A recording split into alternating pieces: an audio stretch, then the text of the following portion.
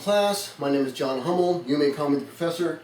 As you know, this is Comparative Gaming 101, where we take a pair of games and pit them one against the other to see how they are alike, how they differ, and what you can learn about them through that comparison. Now, some of these games may have mature rated content in them, so does everyone have their permission slip signed? Alright, good, excellent. If you do not, and you are not allowed to watch M for mature rated things, I suggest you leave this class now or turn off the video and you know who I'm talking about here. You should have done the homework assignment by playing through both Dead Space and Bioshock. If you have not done that, realize we're going to be talking about things that are inside the game, and these are spoilers. If you do not want to have these games spoiled for you because you have not finished them yet, I highly recommend you stop this video or leave the class now and go do that. Final warning. Alright, let's get started. Bioshock and Dead Space. Dead Space is by EA Redwood Shores, with the publisher being, anyone? That's right, Electronic Arts. Whereas Bioshock is made by 2K Boston and 2K Australia. You might be shocked to know that it's made by 2K Games, go figure. Now, when you first look at them, they don't seem to have a lot in common. After all, one is a science fiction capitalist dystopia, while the other one is a science fiction capitalist dystopia. But they do things in two very different ways. Bioshock, for example, takes place in the underwater city of Rapture. Takes place near 1960, and the setting is, you know this was coming. Under the sea!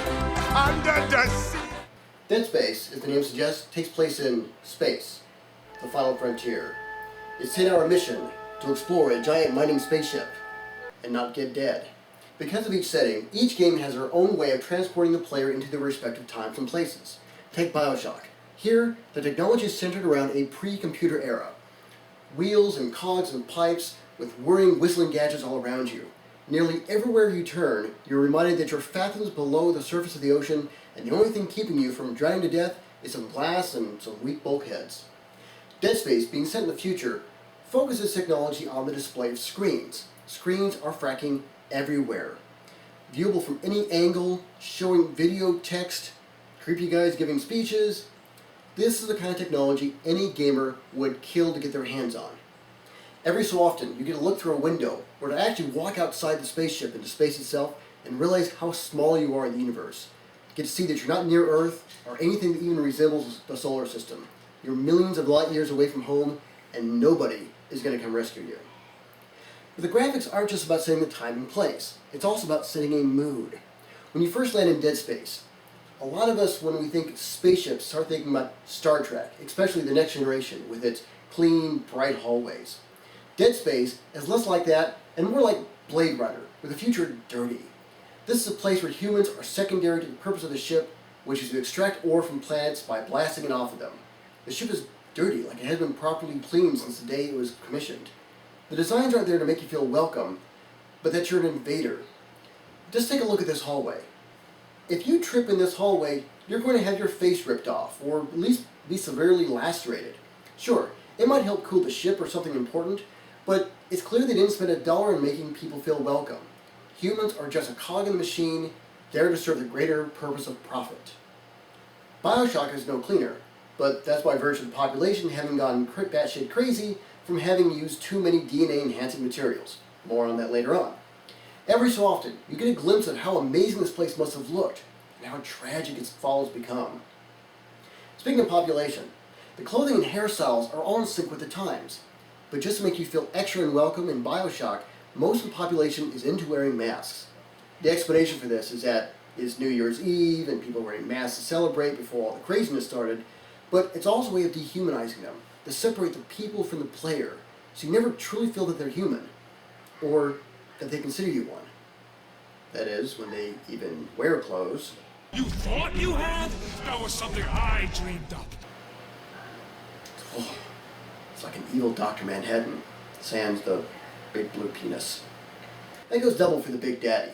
You never really get to see what's underneath that helmet. It's just that big, lumbering mass of metal. It's just some creature with inhuman power and strength that is ready to end you if you so much as look at his little sister the wrong way. Not that the monsters on the Ishimura are any better. The creatures here are called necromorphs, former humans infected with an alien bacteria that turns into walking corpses. The way they walk and move doesn't make you feel warm and fuzzy inside. Instead, it's more like kill it with fire. Arms and legs transformed into jutting spears, or what used to be babies transformed into tiny human killing machines.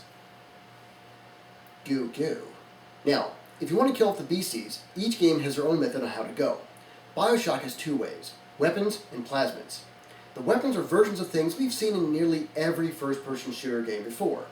You have your handguns, your shotguns, machine guns, rocket launchers, so on and so forth.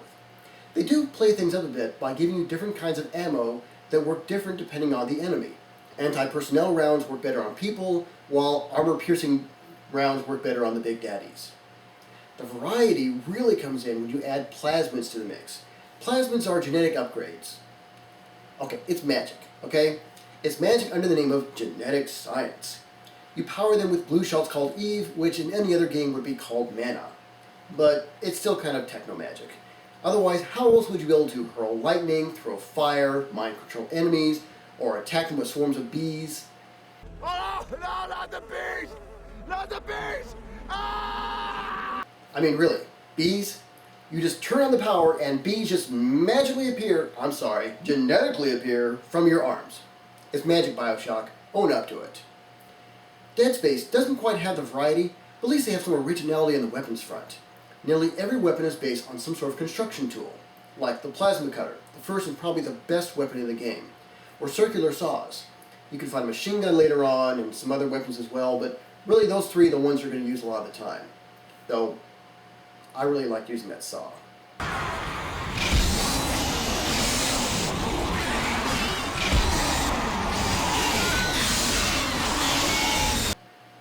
And unlike BioShock, you just can't shoot at the bad guys in Dead Space. Sure, they're zombies, but they're alien zombies, which means that the usual approach of headshot is not going to work. Kill the zombies by shooting them in the head. They can't eat you if you make them dead. No. Here, you're going to have to take them apart limb from limb so they can't attack you anymore. It's gruesome, at times frustrating, but it's kind of cool. You're not just limited to the weapons in Dead Space either. You've also got a pair of techno-magic of your own, like telekinesis, you can push things around, or even better, the stasis shot, which lets you slow down the time of whatever you hit with it. You can use it on enemies to slow them down, though I wonder if I could have used it on that glass of milk to keep it cold longer. One last note about mood. If you want to set the mood, you can't just do it by looks alone. You've got to hear it around you. Both games are pretty good with their sound effects, putting you out in space or making you hear the words and clicks of the City of Rapture, but if you want to talk about music, BioShock has it hands down. The music in that game is from an era where bands were big and voices crooned. You've got songs like Les Mers, or Beyond the Sea, the version not sung by the crowd, of course. Or how about the way they use a song, If I Didn't Care? Sounds like this, usually. It's not just a song that places you in time, it's also used to demonstrate how damn creepy the denizens are, whether they're in a household situation or clearly having driven insane. I'll do what I want. It's my Adam. I earned it. You want this ugly, or do you want this nice? I can do. Well, what was that? My friend, you are fucked. In Dead Space, the music is a cue for your emotions. Lots of violin strings for surprise, or fast action music. This kind of says, hey, you're under attack. Did you notice? You're under attack. Hey, there's something there that's attacking you. Pay attention. Spooky monsters. Enough about how each game looks and sounds. These aren't movies. They're games, and games are meant to be played. So, how do you play them? In BioShock, it's pretty much a standard first-person shooter inception since Doom. You have your health and meter bar in the upper left-hand corner, your ammo readout in the lower left-hand corner, lower center as your weapon, middle is where you're aiming at, up top is a directional arrow that tells you where the next goal is. Sure, you can turn it off in the options menu, but you kind of need it. So your eye is going in 3 or 4 different directions at once, trying to get a handle of what's going on at any given time. Am I low on Eve? Am I low on health? Do I need to reload? Do I need to switch to a different weapon because I'm low on ammo, or maybe because there's a different enemy out there? Look, no, over here. No, wait, look over there. No, look over here now. Dead Space removes a lot of that nonsense by giving you one direction to look. The camera is placed behind the main character. From here, going from left to right, you have your health indicated by the spinal column. a meter how much charge you have in your stasis shot, then your weapon and ammo count, and finally the laser target for where you're aiming at. Your eye moves from left to right and a lot less moving around. And instead of a directional arrow, Dead Space uses a path system to indicate which way to go. If you're lost, you push a button and get a glowing light indicating which way to go. Sure, it's kind of techno-magic, but it's less intrusive than the big golden arrow in the sky. There are fewer weapons and techno-magic in Dead Space than in BioShock, but Dead Space gives you the option of upgrading those abilities over time. If you have cache or can find power nodes that are scattered throughout the ship, you can upgrade your equipment. More health, make your stasis attacks last longer, increase the strength of your weapons, increase your ammo count, so on and so forth. You can tailor what kind of gameplay you prefer, even if pretty much everyone spends all of it on the plasma cutter because it is the best weapon in the game to begin with. And before any of you students complain about BioShock has upgrades too, yes, I know it does. Put your hands down. Remember the plasmids. You're not just limited to using them as weapons. You can also use them as passive abilities, things that are always working no matter what you do, such as the ability to hack into systems easier or give people electric shocks if they hit you. You can mix these around in nearly any way you want, giving you tons of variety. Speaking of variety, there's a lot to do in BioShock. You'll be fighting off enemies left and right, but there's also turrets to hack so you can get them to shoot at your enemies instead of you. If you take a picture of a bad guy using a camera, you can gain new abilities as you research them, which gives you more damage as you go along as well. The game also has an environmental manipulation, so you can use pools of water with electricity to turn them into deadly arcing pools, or setting oil slicks on fire will catch your enemies unaware and, well, set them on fire. Fire. Fire. BioShock may have more things to do, but Dead Space gives a more variety of experience. Really, BioShock boils down to, if it moves, kill it. If it shoots you, hack it. Other than that, there's some collection missions and a long escort mission that makes you want to rip your hair out, but that's really it. Dead Space gives you a good variety to break out the kill the monsters vibe. You've got zero gravity areas to navigate, puzzles to solve by slowing down time, giant tentacles trying to drag you away like you're a Japanese schoolgirl, even a couple mini-games that can get you some goodies, though they do come in at the end of the game. Dead Space features one more extra present to people who play it, the new Game Plus option. Once you finish the game, you get a ton of money and upgrades you can use for a second playthrough. The story remains unchanged, but now you can go from the beginning of the game with a fully powered up Isaac Clarke to handle the necromorphs. BioShock does feature at least 2 different endings, but really when you start from scratch at the beginning of the game, it's not quite the same thing. Now, you might be wondering, so Professor, just why are you killing people and necrotic alien zombies anyway in these places? And I'd say, sit down and shut up, you whippersnapper. I'll call on you when it's time for you to talk and ask questions. In BioShock, you start the game by crash landing into the ocean from an airplane, swimming to a nearby island, and getting into a capsule that takes you down into the city of Rapture. Once down there, you find yourself very much alone, and under attack by the former denizens turned into psychotic, greedy nutjobs. You know, the Tea Party. And how did they get to be that way? Because the city was founded by a greedy nutjob. The story is that Andrew Ryan, who was a multi-millionaire, decided to escape the parasites of the world, the people that fed off the millionaires like himself by asking him to pay taxes or assist the poor in any way. His philosophy is based on the writings of Ayn Rand, currently a favorite among Republicans because it reinforces the notion that you can be greedy and not help anybody at all. I'm challenging the moral code of altruism, the precept that man's moral duty is to live for others, that man must sacrifice himself to others, which is the present-day morality. Just don't remind the most Jesus-influenced Republicans on how much Ayn Rand thought that churches were the source of nearly all evil in the world. It creates a cognitive dissonance, which leads to crazy like this. So Ryan built Rapture on the ocean floor, where if you were an artist or a business person, you could do whatever you wanted without the man getting in the way. You want to be a scientist and didn't want someone hovering over you and saying, you know what, maybe you should not build a nuclear bomb in your basement? Hey, come to Rapture.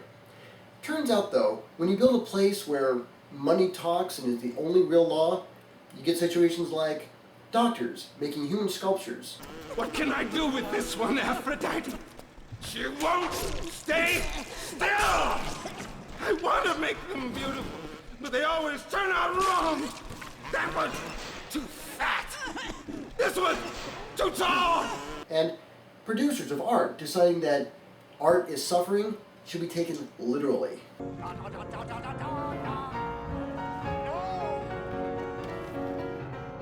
Oh God, you sick fuck, let me out of there! You learn about the history of Rapture through the audio logs left by the former denizens of the city, and discover that Ryan's perfect world was starting to crumble after the introduction of Fontaine, a con artist who smuggled goods into Rapture. Evidently, the ultra-capitalistic Ryan didn't like having someone who could actually compete with him, and turned his private police force against Fontaine. Eventually, the entire city erupted into chaos, and you're dropped right in the middle of it, with your only friend in the world being the friendly Atlas who's trying to escape the city with his wife and child. I don't know how you survived that plane crash, but I've never been one to question Providence. I'm Atlas, and I aim to keep you alive. Dead Space drops you in the shoes of Isaac Clarke, whose name is an homage to the two grandfathers of science fiction, Arthur C. Clarke and Isaac Asimov. Isaac and a repair team are sent to the USG Ishimura, a giant mining ship that has stopped communicating with the rest of the corporation. Isaac has his own reasons for being a part of the team, as his girlfriend Nicole is one of the crew members. Strange. Such a little thing. After a crash landing onto the unresponsive ship, the team finds that the crew has been transformed into alien necrotic zombies known as necromorphs. Like Bioshock, you get audio and video logs that fill you in on the backstory.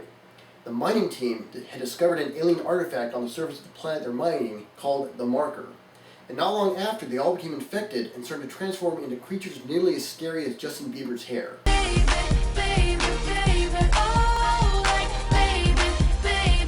It gets worse. Turns out, the Ishimura should not have been there in the first place, since it's a restricted area of space. Making things even worse, the ship's leaders are all members of a religion called Unitology.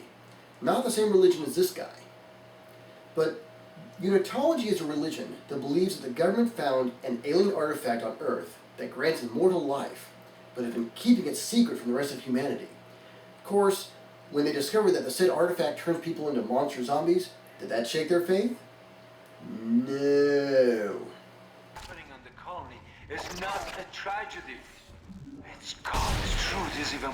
I'll be honest, this is the part where the story for Dead Space starts to get rather ridiculous. When you discover that the alien artifact you've been searching for is turning people into necrotic zombie aliens, that's the time to believe in something less ridiculous, like a Jewish carpenter zombie telling people to eat his flesh and blood. Or I guess you could always try Mormonism. And I believe that ancient Jews built boats and sailed to America.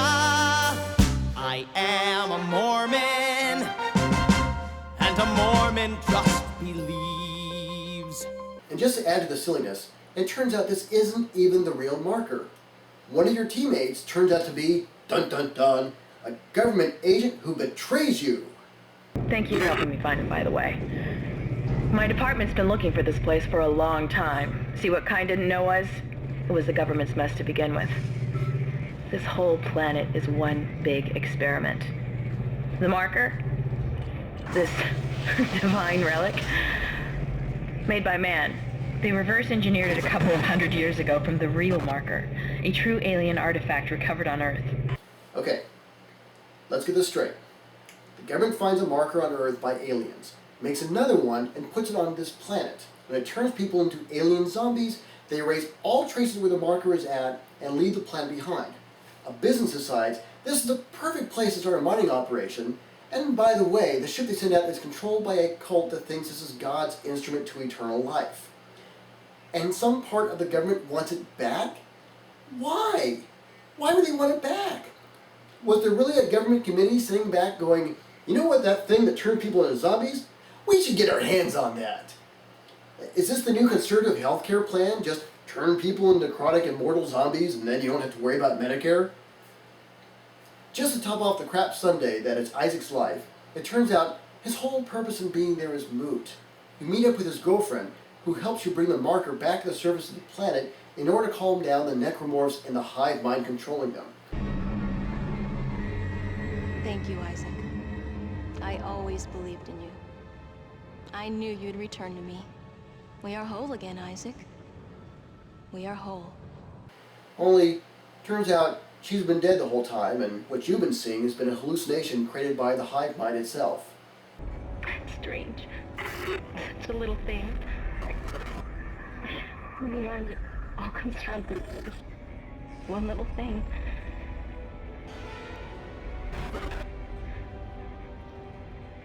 I didn't want it to end like this. But this makes no sense either. Why would the hive mind keep sending necromorphs to kill you when you're trying to give it the mark or the thing that it wants?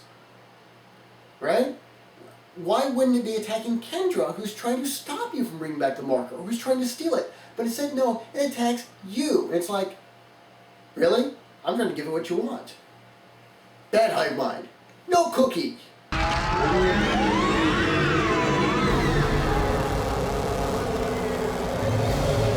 For BioShock, betrayal plays as big of a role in the story. It turns out your one friend in the whole world, Atlas, the guy who's been trying to help you save his wife and child, has really been Fontaine after all, pulling your strings to get you to take out Andrew Ryan. And when I mean pull your strings, I mean literally. Turns out that your character is really Andrew Ryan's son, removed from Andrew Ryan's lover's womb, say that 3 times fast, and then force grown with hormones so you grow into a fully fledged adult within a few years, and then brainwashed so that your character obeys any command if it's accompanied by the phrase, "Would you kindly?" Sit, would you kindly? Stand, would you kindly? Run! Stop! So of course, Ryan will not kill you. You're his son. But all this time you've been playing the game, you thought you were acting the way you did because of the game's design. A lot of times when you play a game, you're given the choice of yes and go forward. Otherwise, there is no game. Turns out, the developers of BioShock were even more brilliant because your character was mind controlled the whole time. Every game mechanic, every purpose for your movements weren't controlled by you. Ultimately, they were being controlled by Fontaine, which means he was manipulating you, the player, the entire time, and in a sense, mind controlling you. Things all come to a head when you finally encounter Andrew Ryan, and he faces up to his own ideas of free will and personal choice when he reveals Fontaine's treachery to you and the brainwashing. And then tries to show you what you are capable of. A man chooses. A slave obeys.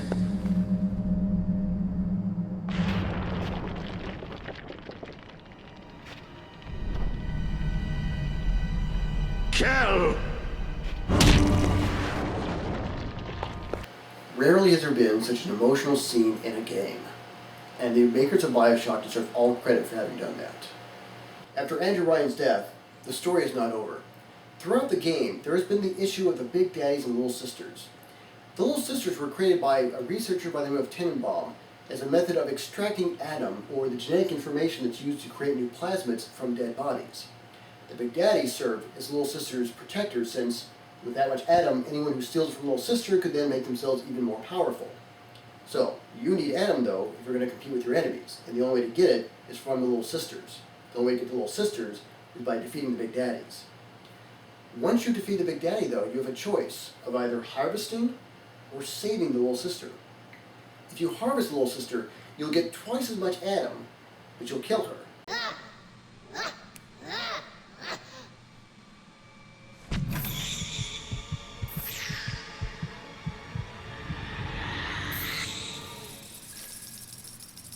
If you save her, you'll get back half as much Adam as you could have, and the girl goes free and is turned back into a little girl again. No! No! No! No!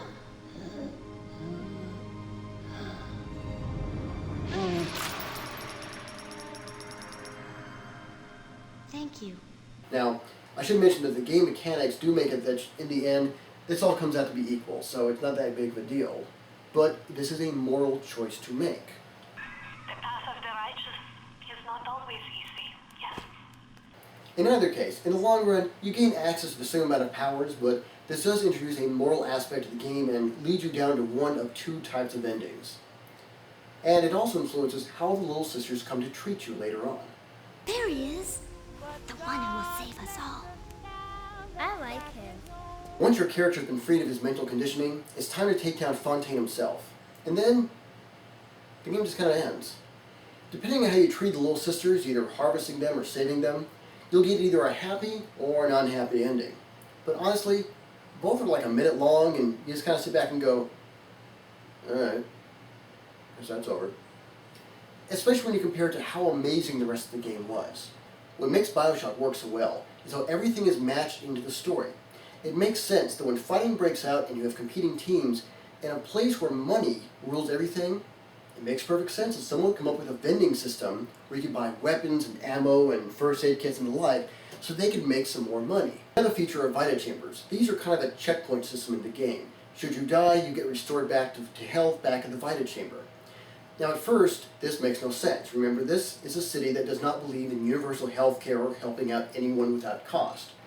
When you discover later on, though, that these Vita Chambers were keyed into Andrew Ryan's DNA, it makes sense they work for you and not for any of the other splicers and enemies around you. Why? Because you're supposed to be his son, you share his genetic code. It all fits.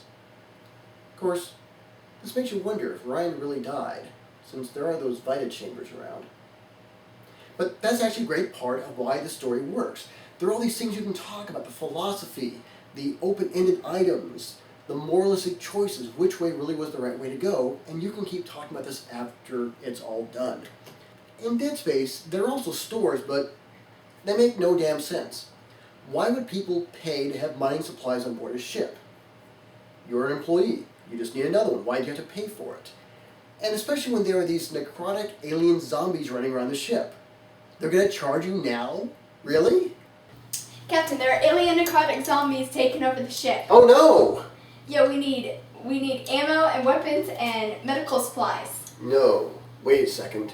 Those are all in the ship's store, aren't they? Yeah. Great. Increase the price of those things by 10%. As the alien necrotic zombies rush through, people will buy them. We'll make millions! I'm dismissed. I mean, seriously, why? We'll make millions! Oh, shut up. There are plenty of evil corporations out there, but none of them are that suicidal. And like Bioshock, death really doesn't have any consequence. If you die in Dead Space, you just come back from a recent checkpoint. But it's not a plot or story mechanic. It's just a game mechanic they put in there so that people would not get as frustrated. It just makes the game lesser than it could have been. Picking a favorite game can be like picking your favorite child. You know which one is your favorite, but you're going to tell them and make them promise not to tell the other kids. So which would I pick between Dead Space and Bioshock? Each has its strengths and weaknesses. The storyline in Bioshock is far better than that in Dead Space, but Dead Space has a more game-centric attitude which appeals to me more sometimes. Perhaps really the best way to solve the dilemma is what am I in the mood for? If I'm in the mood to think, to have philosophy put against me, to interact with interesting characters and ideals, I'll go with Bioshock. If I just want to blow up some monsters and shoot stuff, I'm going to go with Dead Space. So, that does it for today's lesson. Your homework assignment for next time is to play through the game The Witcher and the game Dragon Age. Both of these games deal with medieval settings, with mature themes and elements, and lots and lots and lots of blood and swordplay. Alright, if you can turn in your assignments, or if you have questions, you may email me at any time. My email address is john.c.hummel@gmail.com. Until next time, class is dismissed.